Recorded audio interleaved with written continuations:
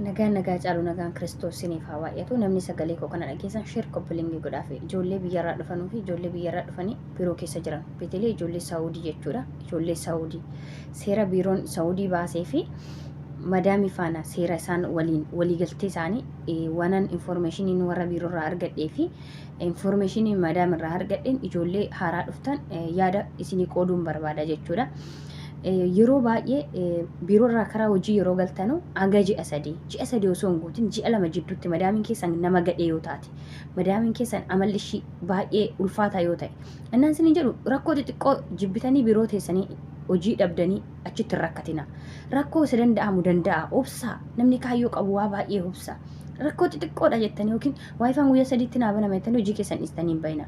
Tokkoffaan nama mana gadhee mana ulfaataa humna keessanii ol ta'e otoo ji'a sadii hin guutin biiroorraa isin fudhatte ji'a sadii osoo hin guutin ji'a lama keessa karaa biirootti deebi'uu hin dandeessu. Biiroon isinii gaafatama. Isaanis immoo saraatinyaa biraa qayyaranii kennuuf hin danda'u yookaan immoo qarshii isaanii deebisuu hin danda'u. Garuu ji'a sadii booda mana madaamii teessanii ji'a sadii booda erga ishiin iqaamaa hojjette yookiin iqaamas hojjechuu abaatu ji'a sadii ol taanaan biiroon kan inni dhaamsa inni madaamiidhaaf dhaame waliigaltee madaamotaati fi waliigaltee biiroon isinitti himaa jira jechuudha. Sheer koppiliingii godha. Ji'a sadii booda mana madaamii teessanii iqaamas isin hojjestiiftee kaatee niitiin keessan nama gadhee hoo isinitti taate hobsuu dadhabdanii biirootti na deebisee jettan ishiin biirootti isin hin deebistu. Waliigaltee warra biiroo fi warra madaamiiti. Kana wanti isin beekuu qabdan. Inni tokkoffaa inni ji'a sadii ol taanaan ji'a sadii sitti sii ta'uu baanaan deebisi. Isaaniifis ta'uu baata deebi'an. Sana balaa garuu ji'a sadii ol taanaan nuti birri siin deebisnu saraatanyaa siin qayyaru. Yoo barbaadde nama biraatti gurguradhu.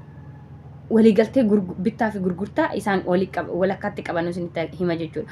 Biiroo faana maaliif kan isaan jedhanii haasaanu ji'a sadii yoo loon barbaade ergan birrii kosinitti itti baasee iqaamaa hojjechiifadhee gurguradhu nutti fidinnaan jedhu warri biiroo waan jedhantu jira madaamoonni jechuudha. Kanaafuu ishiin immoo ji'a sadii booda amala ishee jijjiirratte dan birrii kootti baase abbaan barbaadetti gatii guddiidhaan iddoon fedhetti gurgurachuu hin danda'a jettee madaamiin yaada akkasii qabdi.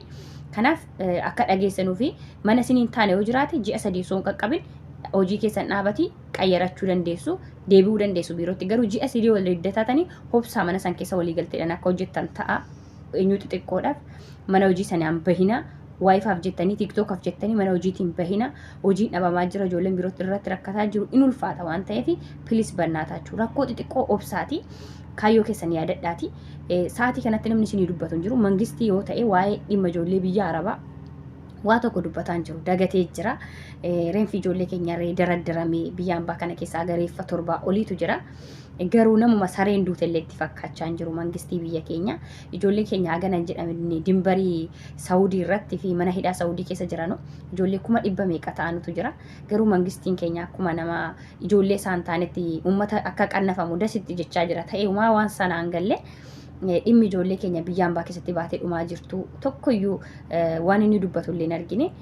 Biyaansi waan biraa dadhabe biyaansi waan biraa mangistiin keenya yoo dadhabe biyya Saawudii jedhamtu nurraa cufsiisuu ni danda'a. Ijoolleen isaa gara biyya Saawudii akka hin deemne gochuu ni danda'a. Ijoolleen isaa achi keessa jiran nageenya argatanii akka jiraataniif warreen kaan immoo haaraa kan ta'an akka biyyarraa hin baane gochuu ni danda'a. Garuu mootummaan keenyas immoo waan garaa nutti jabaateef hin beeknu nutti callisee jira.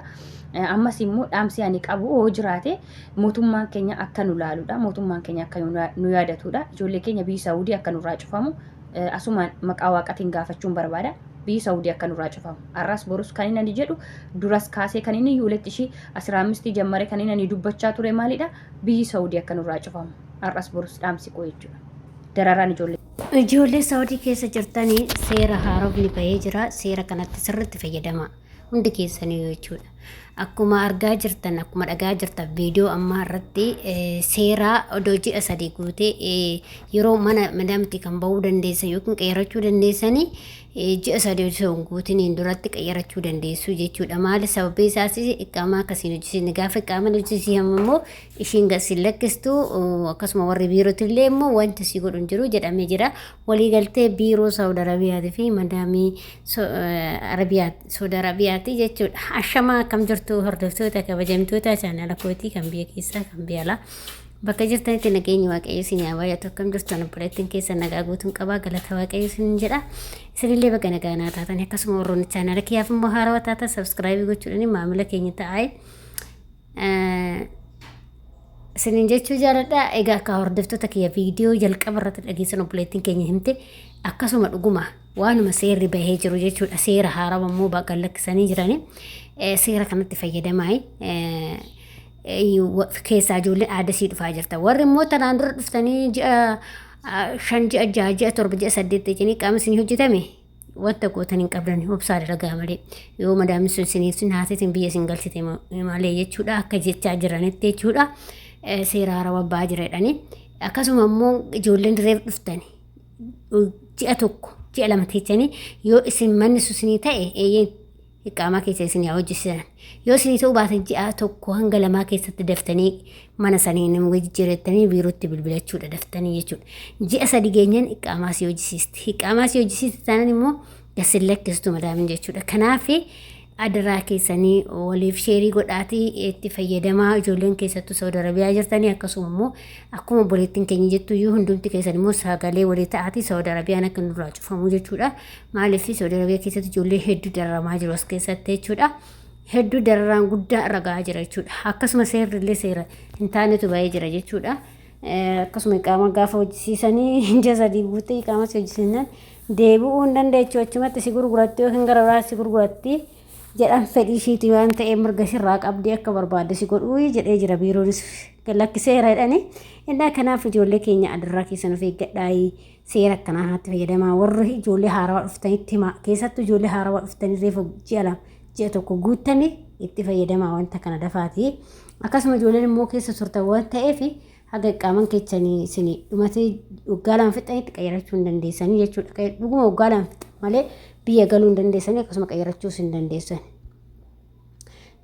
Maaliif kontiraata waan akka kontiraatatti achiisin bitatte waan ta'eef biiroodhaas fudhatte waan ta'eef kanaaf jechuudha. Yoo minaalbaata ishee isinii naasetuma gidduu kana keessatti wal ta'uu dhabdanii isin galchite malee yookiin gara biraatti si gurgurachuu dandeessi malee galchituu jechuudha. Akka mamma mucayyoon jette san dhugaadha suni. Suni tanaan dura isin jira wanta akkanaa kun jechuudha. Nama gurgurachuun hin jira. Gaafa ati fakkeenyaaf warra tokko siin taane sun hin gurgurattu sanumatti gurgurattu walumarratti gurgurattu jechuudha. Birrii irraa fudhateetuma kasii fide suni irraa itti gurgurataa jechuudha. Dhugaa dubbachuuf wanta akkasiis waanuma jiru kan duraanuu jiru jechuudha. Kanaaf immoo dafaati yoo ijoollee haarofti dhuftan dafaati ji'a 2 keessatti yoo manni susinii ta'uu baate madaamni susinii ta'uu baatte dafaati biirootti bilbila dhaate qayyaradha. Yoo gizee 3 qayyarachuu hin dandeessan mana gizee 3 yeroo 3 booda biyya galta malee aga 3 qayyarachuu hin dandeessaa jechuudha. Seerri akkasumatti bahee jira. Kanaaf itti fayyadamaa isin jechuu barbaada.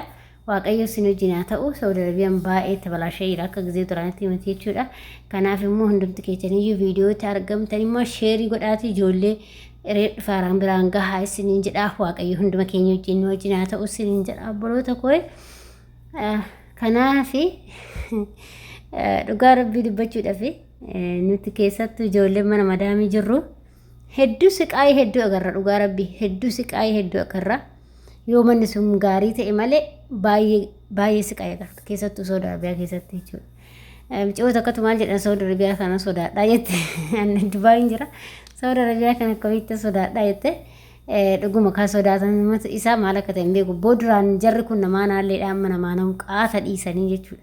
Maaliif akka ta'e hin beeku. Waaqayyo wallaalan ta'ee rabbii isaanii wallaalan ta'ee hin beeku. Qaata dagatan jechuudha. Nama namaatti fakkaachuu dadhabne amma jechuudha.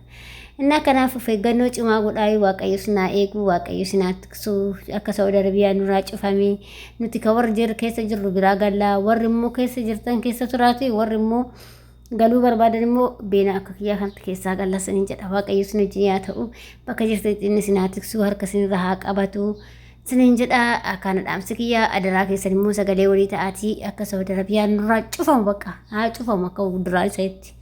Bakka ta'aan jiru ijoollee keenyaaf ta'aa jiru akkuma ergataa hartanitti laada keessa ijoolleen Itoophiyaa keenyaa nama 7 jedhanii jiranii reeffa nama 7tu tillaaja Arabaa keessa jira jechuudha. Mee ilaalaa ijoollee rabbi nama asxan ijoollee dhiyoo dhufte malee ijoolleen duraanii tokko ijoollee dhiyoo dhufte akka itti dhumaa fixaa jira jarri jechuudha harka.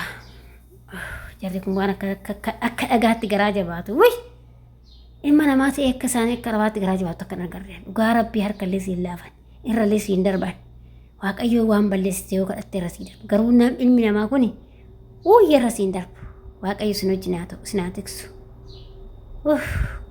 gubanne akka Saawudii Arabiyaa nurraa cufamu.